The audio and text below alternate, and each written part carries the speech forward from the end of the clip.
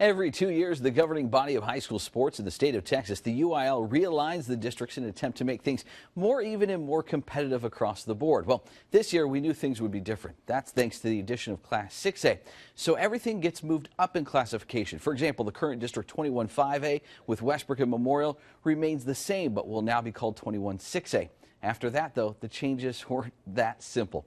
The old District 24A, for example, the most part will become 22-5A, and it'll look like this. LCM and Livingston are out, Goose Creek and Baytown Lee are in. For Class 4A and below, which is the current Class 3A teams, districts were split into Division 1 and D2 for the first time. So we now have teams in 4A, D1 like in District 10. LCM basically dropping down in classification to remain 4A with the likes of Bridge City, Jasper, and Silsbee as the local in this group. And in District 9 4A D2, it's home to just 5 teams, with 4 of these teams automatically making the playoffs before they've played a game. In fact, 16 of 20 Class 4A teams out of our region will make the playoffs in football automatically. We don't have time to show every district that involves every area team on air here, but if you want to see more, you can visit KFDM Sports online at KFDM.com. Now, all of these were not released until 9 a.m. this morning sharp. That's when they opened boxes like this, and the fun began. 6 Sports' Andrew Chernoff was there, and he has more. All right, everybody, I've got 9 o'clock. Finally, 9 o'clock. It's time to open the box that has the new district alignments. I'm telling you, this is the best kept secret in America.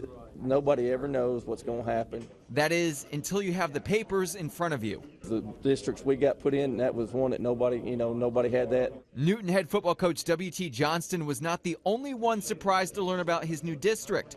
Other coaches had similar views about where their schools were placed. On paper, the district looks like it got a little tougher, but we don't complain about the things that we can't help.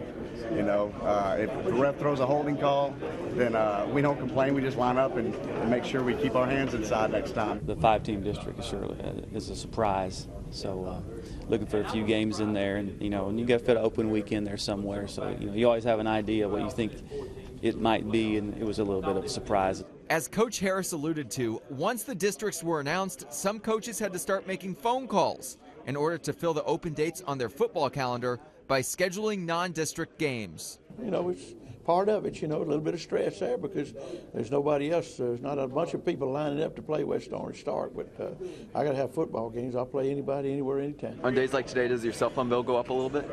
Just a little bit. That's all right. I got to catch one right now. Extra copy.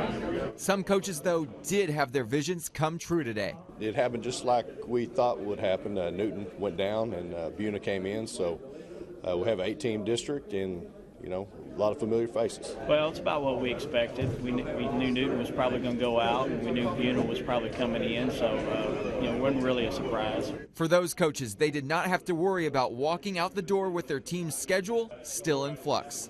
At the Region 5 Education Service Center, Andrew Chernoff, KFDM 6 Sports.